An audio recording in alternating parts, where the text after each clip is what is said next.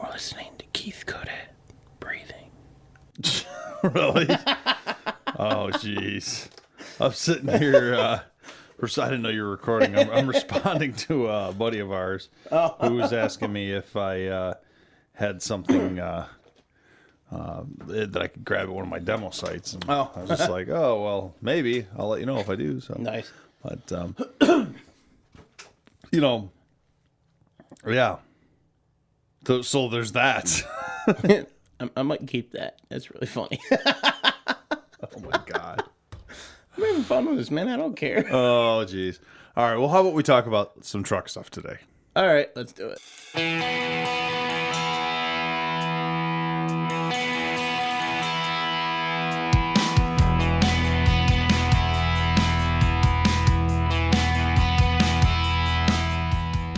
It's time to hit the trail, lock in those hubs, and throw it into low range. Because you are listening to Wheelin' with Keith and Johnny Orange. They're here to talk about 4x4s, trucks, and everything to do with enjoying the great outdoors. Buckle up. Here's your hosts, Keith and Johnny Orange. So, John, you have never been married. Nope, not yet. Never... I mean, not to put you on the spot, never been in this big long-term relationship or anything. Nope. Well, I freely admit that. Everybody knows that. Okay. Sad and depressing truth. So you have not had the pleasure, the utter pleasure of many times in your life being told you're right, have you? Nope. What? Nope. Yeah, well, that's the thing is because, when you're married or you're in a relationship, you're always wrong. You're just, you're always wrong. Oh, I know that. I've never been in one, but I know that. But then you don't get that pleasure, even when you are right as a single person. You're just like, oh, well, I was right about something, whatever, Yeah. But I do have, since you and I, so I'm the closest thing you have to a long-term relationship. There's a couple others. I'm okay. Glad to be that I'm part of your harem. Yeah, but yeah. The Sultan of John here. But I got my posse, yo. Exactly. I do have to tell you that I did finally discover, and it took some digging, that you were kind of right about something. You weren't fully right. You were kind of right about something that you have brought up multiple times on this podcast. And I've always been like, no, you're just, no. Oh. And you were actually... You've seen the side of the bar pin eliminators. No. You can't think of what I'm talking about? I'm not going to bring those up, man. No, you're not. That is PTSD. You don't know what I'm talking about. Nope. I'll give you a hint. Every time we talk about ZJs. The AX15 variants that were rarely available. No, we all know. That's fact. That's history. I got Axles? Oh, front 44. Okay, so you were kind of right. Okay. It was not in the ZJ. It was in the XJ. Okay. And it was not Canada, which you keep telling me it was Canada. I didn't know when and where it was from. I just knew You just it made up existed in something. one of them. Okay. Yeah. So the Dana 44 front was available in very, very, very small numbers. Not exactly sure which production years, but there are Chrysler part numbers for it. Oh, and you can nice. still order them from Chrysler if you have the that's right awesome. connections Nice. in South America. Ha! Certain Sounds like shipping's going to be expensive. certain towing capacities in the Jeep XJ series, you could get a Dana 44 front. And it was actually the predecessor to the first generation Rubicon front. Oh, nice. It was a Dana 44 with 30 outers, but it was basically the same axle, except unlike the Rubicon 44, which had the locker available, this was an open differential. But it was a Dana 44 front, and for some reason, they figured that they needed just a little bit beefier axle for... Huh. So how in the world did this come out? What do you mean, how did this come out? How did you get on the track to find out about that? Because I was going down several rabbit holes regarding the Jeep MJ Comanche when I was doing the article for the Dispatcher magazine.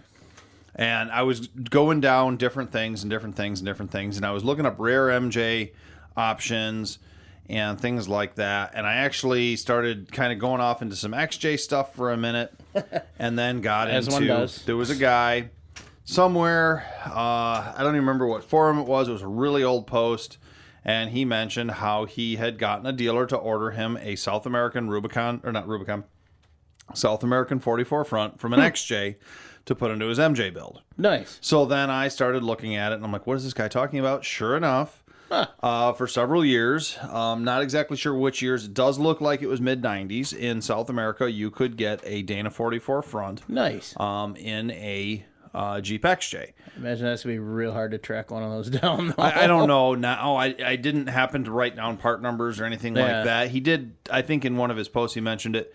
But so what I started to figure out, so it was available in the XJ series. You would think theoretically it would also have been available in the MJ because the MJ used all the front end parts. Yeah. So I'd really like to see that if anybody, but I could not find one. Could not find an example of it online anywhere. Yeah. Digging. But it may have existed, but the XJs did. The XJs had a quasi Rubicon 44 front non-locker in them. Nice. And so it's kind of a rare option. So yeah. I wanted to actually tell you a couple episodes ago, and I forgot about it. And good. But you just haven't been right about something very often, so no, just joking. Oh, all good. It's all good. Do you think we should tell the people about my new project that's going to be rolling in here very shortly? Yeah. All right. All right, people, you can find it later. So check us out on Facebook.com. Yeah, that was a great show, folks. Thanks for listening. Have a good one, everybody. Project Excursion is probably no longer a project. We're going to see.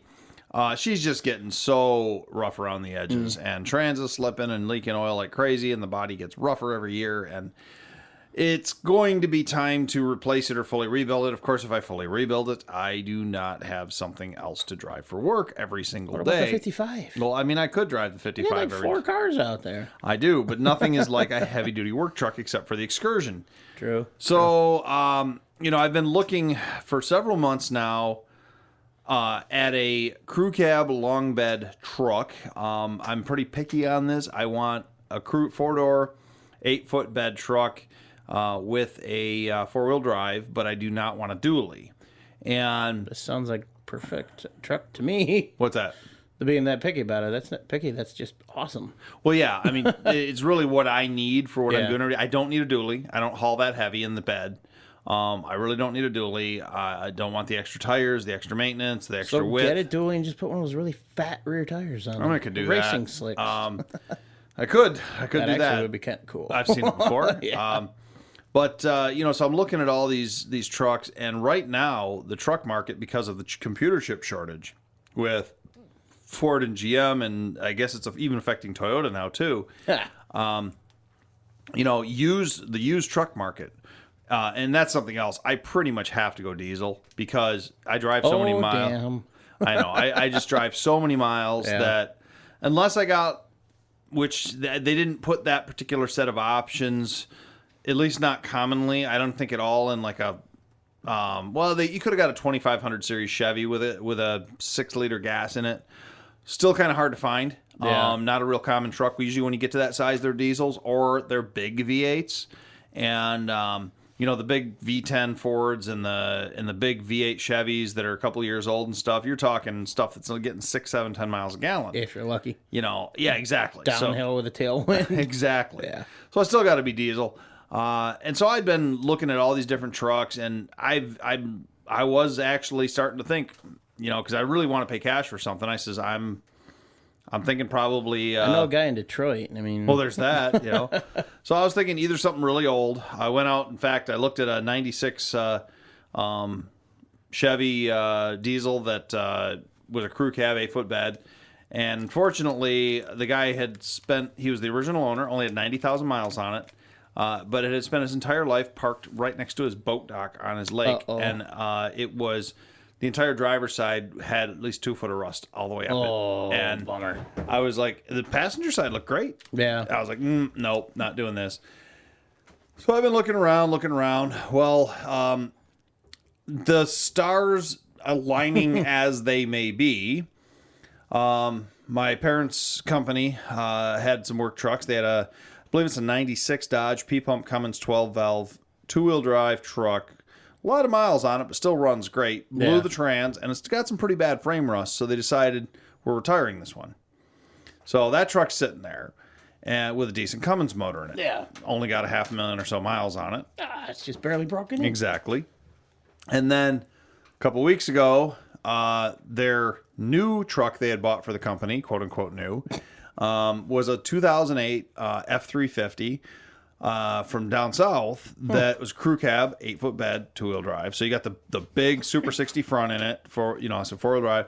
It's the work truck model, so it's even got crank windows. Nice. And vinyl floors, vinyl seats, and all that. But still has air conditioning. And but the 6.4 diesel crapped the can.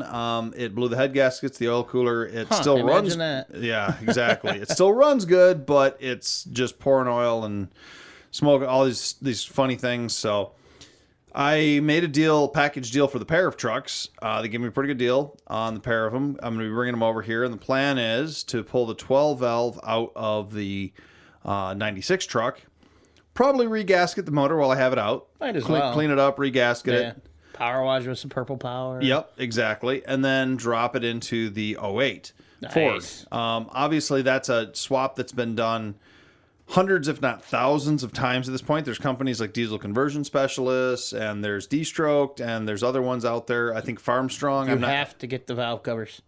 The Fummins valve cover. That's for the 24 valve. Oh, right. This is the 12 valve. This got the better engine. Yeah, exactly. So you get each one with like 2 letters. It's actually the best engine, 12 valve P pump. Yeah, so absolutely. Runs off of 3 wires. You can run it off used motor oil. I mean, I remember you doing that. That's what we're doing with this one too. Yeah, nice. So, it'll go in there just fine. And now my big option here, and maybe you can tell me what your thoughts would be here. And I think I already pre-told. Yeah, whatever. Well, that was the thing. So this was my thinking on it. The 5R110 automatic, the 5-speed automatic that's in the Fords, is actually one of Ford's best transmissions they've ever used. It's a very stout transmission, very few problems. The adapter kit, by the time you buy the adapter plate to the 5R110, the standalone harness, or at least have it reflashed by Diesel Conversion Specialists, I guess you can still run the original harness. There's some things you got to do. You're pretty much talking to get the engine and transmission to talk to each other about $2,000. Now, not a ton of money, but it's still a significant amount of money. I really wanted to go stick because I haven't had a big manual truck in a while. But the problem is with the Ford Super Duty series, the floor trans tunnel sits really high on the manual transmission models, and it sits kind of low on the automatics. Now, most of them are automatics. Yeah. So if the guys that swap to the ZF6, because it's a really tall transmission, they have to cut out the floor, weld a new floor. And this is all stuff I can do. You know that I can fab up a new trans tunnel, but it's like, I want something that's a little simpler. So I called our boy Chad down at Quick Draw Brand. Mm-hmm. I remember you and I touring down there a while ago, and he had a G56 6-speed. Yeah. Sitting on the shelf. Now, as we've talked about in one of the previous shows, I was one of the first people. I was one of the first to ever swap a G56 Dodge 6-speed behind a 12 valve, and I was the first to document it. Nice. And I still get calls today, and there's companies that offer basically conversion packages built off of the information that I put out. That's awesome. Open source to the world, and said this is how you do it. So that's what they're doing, and maybe I should have done the same. But, whatever. I'm happy that people are doing this. But I saw this G56 sitting there. It's got a hole in the side of the block from the little fire thing. JB weld it. I'm thinking we just weld an aluminum patch on it. Yeah, it's easy. And he gave me a just smoking deal on the transmission. Mm-hmm. He basically said, listen, Keith, this is what I got into it. Just take it for this and, you can get out of here. So Chad really hooked me up there. Big shout out to Chad at Quick Draw Brand. He does. Keep in mind, folks, I know we don't do the advertisements on the show anymore, and we haven't talked to Chad in a while, but he's still a friend of ours. Yeah, we got to get him on here. We do. Yeah. And, Chad does all the adapter bell housings and the adapter plates and things like that to put your diesel engine or your gas engine, whatever, in front of whatever transmission you do. He's one of the most comprehensive platforms out there. He's got just a ton of conversion bell housings today. And, of course, we've known Chad since before he was even in the business. So, this goes way... I have. And, but he still does his old business, which Chad McKinney LLC, where he sells used diesel engines. And still need a blower for 471 and a HX35W turbo. He probably has those. You'll have to talk to him. And he sells used heavy-duty transmissions and things like that. So if you're looking for a used, like a 7.3 or a Cummins or a DT466 or, maybe a Clark or a Spicer transmission, that's his other business. So he sells those type of things. And so he really hooked me up there, Chad at Quick Draw Brand, for, like I said, good price on that. So now I've got that thing coming. And the input gear is less than $100 to bolt the G56 to the Ford transfer case. The Ford transfer case is stronger than the Dodge version 271. So essentially I'm going bumper to bumper bulletproof parts. And hopefully I can build myself a truck that is going to last. I still don't hear where the question is here. Well, the question was whether I go automatic or manual. The price is about the same for me in this deal. If I had to, it would be cheaper if I didn't get a smoking deal on the trans. It would have been far cheaper for me to run the automatic. Because the last G56 I bought cost me like $3,800 just for the transmission. But mind you, they had just come out. I was talking a brand new transmission. I remember that. I remember when you did that and how you found that one. Was it like Oregon or something like that? Oregon or South Dakota or whatever. And it only had 14,000 miles on it. And like I said, that was right when the G56 came out. And I was one of the first people to convert one behind a 12 valve. Yeah. So now that Chad gave me, I'm not going to say his prices because I don't want him to, I might publicize it later, but, I don't want people to think they're going to get that deal from him all day long. Of course, I bought the only G56 he had. He had one. Bought one, in all fairness, it did have a hole in it. It had a hole in it. So you got to do some work to it. All right. Fair enough. All right. So I'll say he charged me $350 for it. That's nothing. Exactly. So for good, no shifter with a hole in the side of it. So I've got to get the hole fixed and then buy a shifter for it. But see, if you didn't know how to aluminum weld, by the time you pay somebody to repair that, boom, you're at retail. I do know how to aluminum weld, but I'm still going to... Well, no, that was my point. If you did not know how to aluminum weld, if you were to pay somebody to repair that... I'm still going to pay someone to repair it, probably, because I don't have an aluminum welder anymore. Yeah. Do you? What's up, buddy? Can you do this without screwing it up? It's cast. Have I welded cast aluminum? Yeah, I might take it down to Prima Welding Services down there on 12 Mile. They fixed a couple of rims for me years ago, and they were just, I think it was like $30 or something. Yeah, they're. I haven't even tested my welder out yet. I still haven't made the final hookup in the house. So. I'll probably, honestly, Prima did such a great job years ago. I'm probably just going to go over there and be like, here's my transmission, patch it up for me. Yeah. And like Chad said, it's in a spot that's not structural anyways, so I probably don't even have to. I'm just going to do it out of peace of mind. Yeah. And keep dust and dirt out of it and stuff. Duct tape. Yeah, there you go. But like I said, so I've got the cheap trans. I believe I'm gonna have to go check through my parts pile. I believe I still have one Super Duty manual clutch pedal assembly around.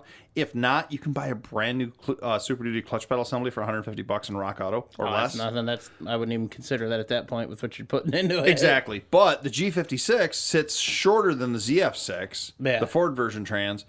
The guys that do Cummins swaps in the Super Duties and then put the NV4500 behind them, which there's a number of guys that have done that, say that it clears the floor just fine on the automatic floor pan. Let me ask you this. So are you going to lift this at all?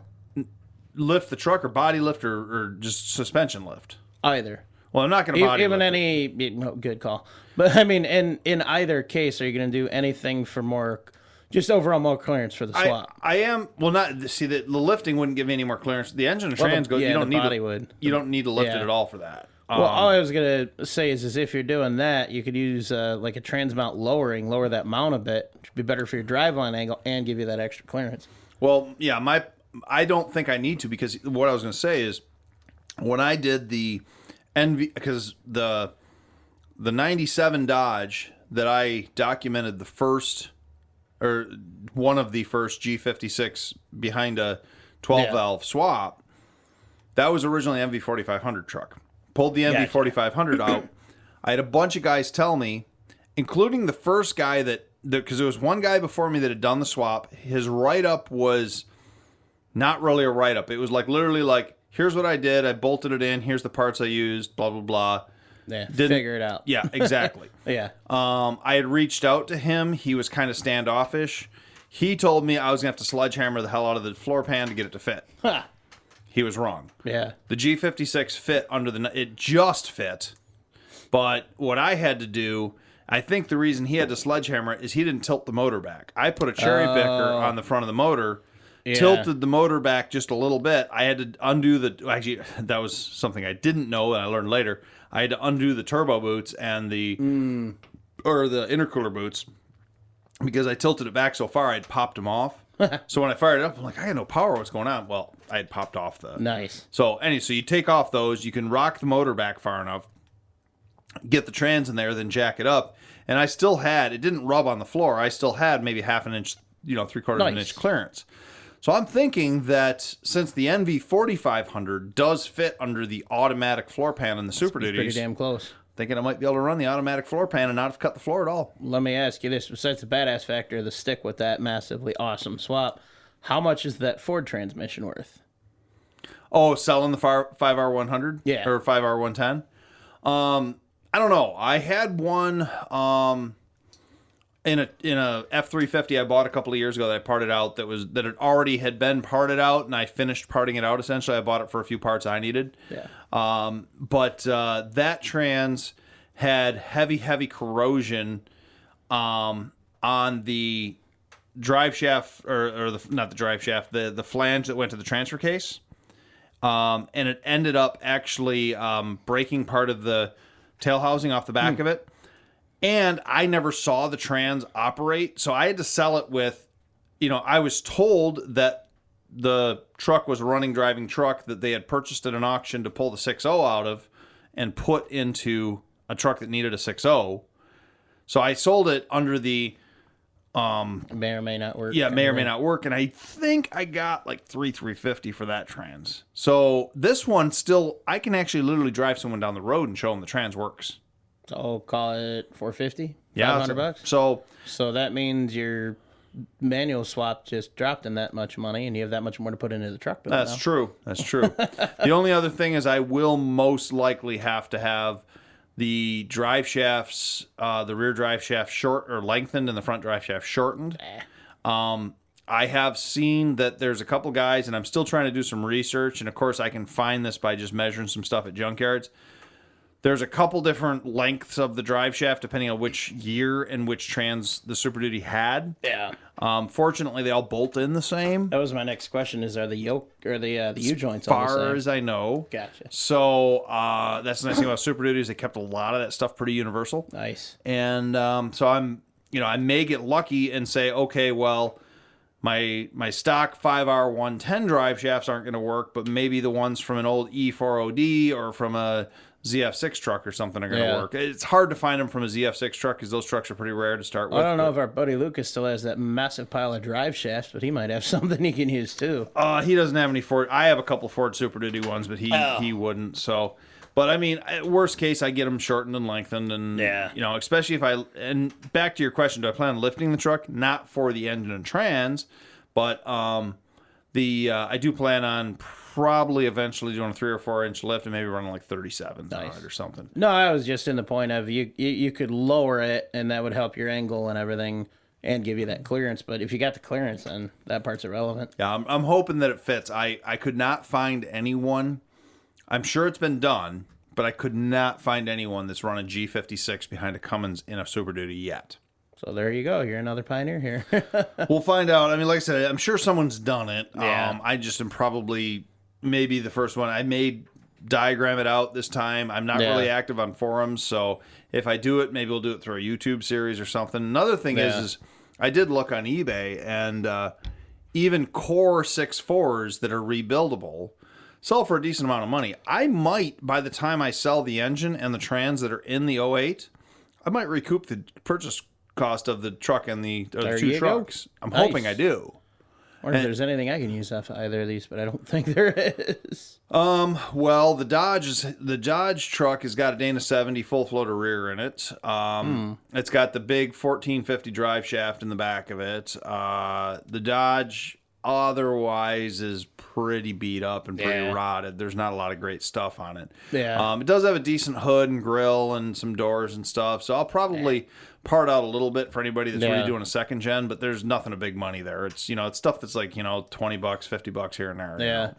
So I've run into some fun problems on my project. So Pegasus for the moment is still out of commission. Oh geez. Well, all the power steering fittings The angled fitting I used on the gearbox, right, was 120-degree fitting. There's only a couple companies that make those in a power steering rating with the line that I was running. I can't get the one I needed anymore, so I had to switch brands and get an entirely new line assemblies, hoses, ends, everything. So I did. And they're really, really, really nice. They're really easy to work with. They went together beautifully, quickly. Awesome. Yeah. Yeah, except what I didn't account for, the ones that I were using were like ultra high or ultra low clearance, like really tight, small stuff. Okay. So when I started to put everything back together, I couldn't get the grill to go down enough to bolt up to the fenders because it was sitting on the power steering fittings. What I didn't account for, the new line is a larger diameter versus the original, and the fittings are even larger diameter to accommodate those. That's not ultra low clearance then. I know that because I switched brands because I can't get the other fittings anymore. Oh, the ones you had were ultra low clearance. The originals I ran, yeah. Can you just cut the grill? Yeah, that's what I have to do. The problem is I got to remove radiator fan, the oil cooler, the coolant jug, headlight. The entire thing has to come out. Are you running a body lift on that thing? Oh, God, no. I mean, what about putting a 1-inch like hockey puck lift on it? Would that just clear all that stuff a little better? Being that most of the body mounts are rotted out, no. Oh, all right. And the mounts actually in the front are solid enough it would work, but all the tub mounts behind it are... Well, just body lift the front then. You could be like one of those S10s that drives around where the fenders are up in the air, but or such a bad joke I want to make. An old but Chevy after show content. Oh my You've seen the Chevy trucks where they're just like bent at the cowl and the front end sits up higher. It's a common Chevy rot out thing. No, it's a stupid thing that people need to stop doing. No, I'm not talking about like people. I'm saying the truck rotted so bad that it actually bent in the middle. Right, that's different. Like, I'm not talking about those people who do that crap intentionally. Those are the trucks we need to send to the hashtag Stop the Hollywood Destruction. Well, thing. wait a minute. So you're talking about? We can talk about that in this episode. Let's talk about this. So unless you had something else you want to talk about with this thing with the Jeep. Oh no! Essentially, I was just gonna get at. I took the front bumper off and I'm looking at the quality of material remaining just in the front. Mm-hmm. I don't know if I'm going to make it to winter. See, that's where I was with the Excursion. It's getting real questionable, and I was looking under it, even with all the oil that's leaking and draining back. Yeah. It's getting real sketchy. Sketchy to my standards, which are sketchy to begin time to get the XJ on the road or something. And that's exactly it. Yeah. There's going to be a little change at work because, I'm going to tell my boss you need to schedule me one less day a week because if you want me to keep coming in, I need a car. Just tell me you need more money so you can buy a car. I mean, I don't think they're going to pay me enough to be able to do that. But, no, I'm going to be talking to him because straight up, dude, you want me to keep coming in? Yeah, I've been borrowing the truck, but it's got a gas leak when you fill it to a full tank. Gotcha. When you stop at a light, you got to roll the window down because the exhaust comes right in the cab. Not good, man. Not good. No. So it's, I think I fixed the welder issue that I had. So I got to run it, check that out. But I think I'll be good to go and start just knocking stuff off the list with it because, I mean, I got to have it done for Wheels in the Woods anyways. Yes, you do. So that's going to be my goal this year is, because this is, I didn't want a new project, but I also don't want a $20,000 truck payment. So we could have a race. F350 versus Project XJ? To see what gets completed first. That's what I'm saying. Yeah. You're on. Oh, I like this. What's at stake? Case of beer? Case of beer. Bottle of bourbon. Bottle of... $100 price limit. Well, no, you can. I think go with our cheap budget shit. No, I think you can do $50 or $60 on this. Okay. Because this is my new favorite by far. Okay. Basil Hayden Dark Rye. Okay. It's so good. I don't know what I want. Oh, okay. So there you go. So bottle of bourbon up to $100. Well, all right, we're shaking on this. Shake at that. Wheels of the Woods. Yeah. Titled and insured daily driver. Titled, insured, and on the road. Doesn't have to be a daily driver necessarily. Does it have to be painted and all that? No. So it has to be running, driving, titled. Running, driving, stopping, titled, and insured. Okay. All right. Wheels in the Woods is the deadline. Wheels in the Woods, October 9th. Yep. Oh, man, we just created a bet. You Yep. know? Project XJ versus, I don't know what I'm going to call this new 8 yet. I don't want to call it just Project F350, but, you know. I mean, Project Fummins is just so overdone. It's so overdone. The Fummins thing, the all that. So, you know, I'll figure something out. But, you know, Keith or just work truck build or whatever, you know, because it is you going gotta to have something fun. You know, we'll figure. I don't know. Yeah, we'll work on that one. Yep. So I like the idea. Idea. I did want. So you were talking about the trucks though there briefly. Yep. Did you see that the state of North Carolina has officially banned the Carolina squat? I didn't. The trucks where the rear is lower, the front is higher. They have officially passed legislation. Oh, hell yeah. Where if you lower the back of your truck, and so people are freaking out because they're like, oh, this means that you can't modify any truck or any car or this and that. No, they specifically lay it out where they said if you lower the back of the vehicle, I think it's more than 2 inches, and raise the front more than 4 inches. So you have to do both. That is illegal. And good. And so, because the problem is they're having people rear end people all the time because they're driving around, they can't see over their hood. Good, and I hope they get ticketed and fined like crazy. Yeah. Good. So the Carolina squat. I thought that was called the California rake. In cars, it's called the California rake. Oh, I didn't know there's a difference. Yeah. In the old hot rods and stuff like that. Okay. And of course, on some of the car pages I'm on, people are like, well, that means the California rake and blah, blah, blah, and this and that. And it's like, well, listen, I'm like, the California rake really is much milder than the Carolina squat. The California rake, usually you were talking about like a 50s car that they had put a straight axle for drag racing in, and they were only raising the front like maybe 2 or 3 inches. And the rear was usually at stock height. Okay. So you were slightly... That's not as bad. Even, my 56 Chevy that I used to have, when I got it, had a California rake because the front had higher coil springs in it. I personally didn't care for the look, so I actually cut 2 coils off the coil spring. Nice. And I didn't cut them; I torched them. I back then I had a buddy that did it for me. He just did it with him in the car and just. So hey, it worked. Yeah. It worked. But it's only stupid if it doesn't work. No, it's not stupid if it works. That's the phrase. You know, and here's the thing. And all these guys, I've been talking to a bunch of my car buddies online and a couple of the Facebook pages and groups and stuff like that. And they're like, the government doesn't need to be telling us what we can do and blah, blah, blah, blah. And it's like, I'm like, listen, I agree with you there. The government doesn't need to be telling us what to do unless we're doing something so stupid that they have to step in. Yes. And that's the reason here, man. It's like, so where does it fall? It falls back on the enthusiasts. Us as enthusiasts, our job out there, if somebody's doing something incredibly unsafe, I don't even say stupid, but it's something that looks stupid, quote unquote, but it's incredibly unsafe, such as the Carolina squat. If you can't see over your hood as you're driving around, that's unsafe. Yeah, for sure. Our job as enthusiasts is to educate those other enthusiasts, and say, hey man, this is not safe. You can't see over, blah blah blah. You need to change. And if they're like, because they got their flat bill hat on and they're standing there drinking their Monster Energy drink, and they're like, what's wrong with Monster? And they're like, hey man, I'm gonna do whatever the hell I want, blah blah blah.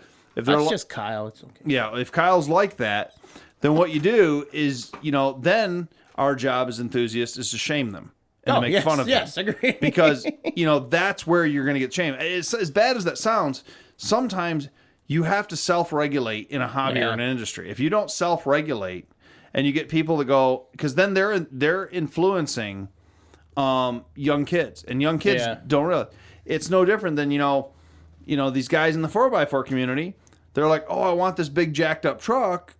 And so they go and they put 6-inch lift blocks in the front. And they hit the first pothole and they shear off and the axle folds up under the vehicle and they wreck and they die sometimes. You gotta you're in the community, you're an ambassador of the community. You say, hey, listen, I get that you want to have a big jacked up truck, but the way to have the big jacked up truck is you gotta do the suspension. Here's how you lift it, here's how you do it correctly. The Carolina squat thing, I don't get. I mean, I don't know what they're going for. It's like, okay, well, you can only afford the front lift kit right now. Maybe before doing that, you need to save up for the rear lift kit. Yeah. But that's unfortunately not what they're doing. It's just a No. look. But there's even a Facebook page which I love called "Hey Pal, you forgot to lift the back of your truck," and you just tag them in it whenever you see them. We've been talking about some wild Facebook pages lately. Yeah. It's like Photoshop, but with a welder one. Oh yeah, There's some weirdly cool stuff on that page. yeah, dude. there is. Holy That's crap. a cool page. You know? Yeah. There was a guy that put. I want to say it was a CBR 450 bodywork on like a higher end bike, just so he could race in a different class and stuff. And Yeah. it was like, anyway. So I digress. But so that's what you got to do. You know, you go out there and you see people doing that. Same thing with the stretch tires. You know, That's just nasty. you know, these guys. It's That's stupidly unsafe. it's one thing to want the big rims and to have the 24s, the 28s, whatever it is. You know, and fine, if you want the Band-Aid tires, go ahead and buy the Band-Aid tires, but make sure they're the right width for your rims. When you start doing the stretch thing where you put an 8-inch tire on a 10-inch rim or a 9-inch tire on a 14-inch rim to stretch out those sidewalls because you think it looks cool, You're an idiot. it's one, it's not cool. Two, those things. They just had a guy on 696. I don't know. Did you see the pictures of that? It was 3 or 4 weeks ago. There was a guy with I think it was a jacked up Ram, might have been a Silverado, a white truck, beautiful looking truck, but he had stretch tires on it, on some big old donk rims, you know, 24s or something like that. He hit a pothole on 696, doing about 70. Oof. And took out both passenger side tires that came right off the rim. Imagine that. Exactly. And he ended up going into the wall and hit another car. Now, fortunately, everyone was okay. Yeah. But only with an inch of their life. I mean, It was like he caused a hellacious pile up and everything because he's running stretch tires on these wide-ass rims. And, you know, sorry, man. If you're doing one thing in the yard to get, you know, rollers to move something around, you do what you got to do. That's one thing, but... You know, it comes back to safety ratings like that. They're there for a pretty significant reason. They are. And, you know, there's a lot of people that lost their lives to make that rule. And it's kind of spitting in their grave, you know, to do something exactly. like that. I'm not about government intervention, but, you know, if you're going to be so stupid with your hobby that the government has to step in, you know, that's the problem. So if you're taking it and interacting with something that could affect the lives of other people, get the hell off the road. Exactly. Point in case. If you're not going to be safe about it. And, you know, you do get, I think a great example of this is the Rat Rod crowd. Mm-hmm. The Rat Rod crowd, they build some stuff that look like jalopies and look unsafe. They're rusty and they've got crap welded to them, old wrenches and this and that. But if you look at a quality Rat Rod build, oh, yeah. the suspension is on point. The steering is on point. The brakes are excellent.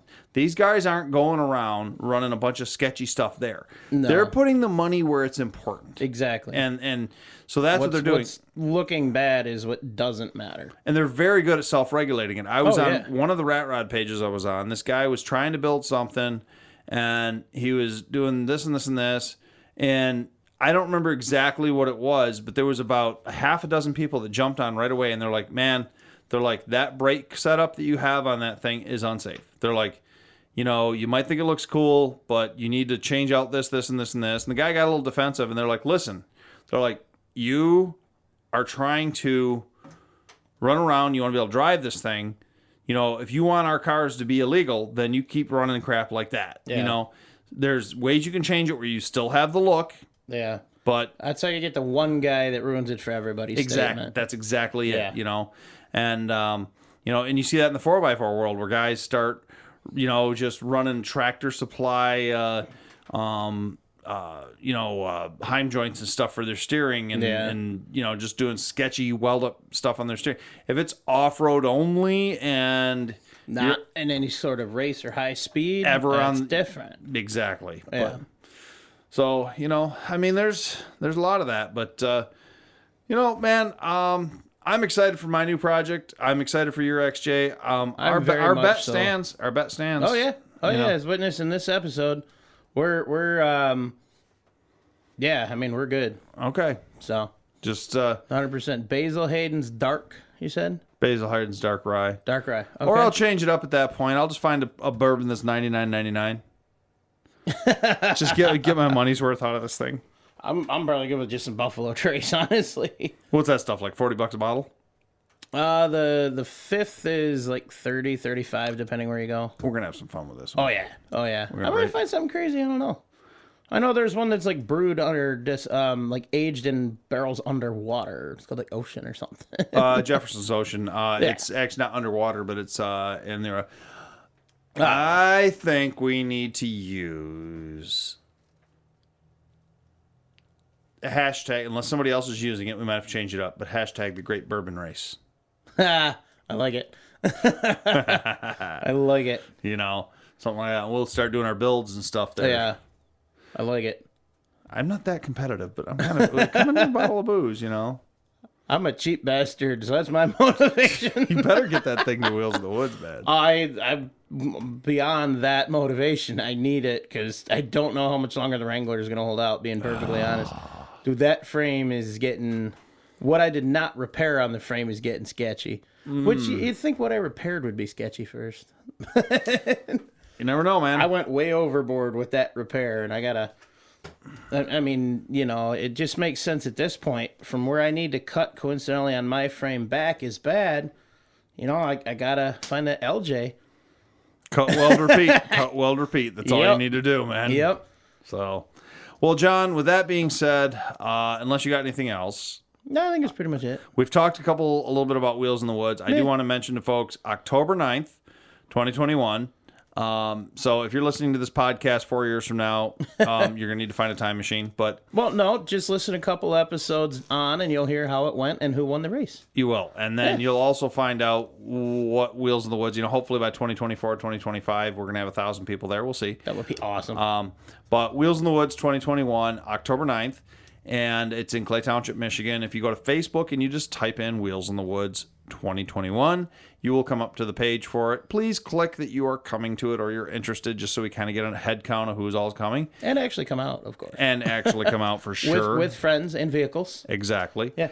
It is a fundraiser for the Museum of Off-Road Adventure. It's a $20 admission fee for the vehicle. Spectators are free. So if you're bringing a vehicle in to be judged and to get a potential placard, you know, it's $20. So, and that's all goes, 100% of proceeds are going to the museum. Yeah. We want to see you there for sure, folks.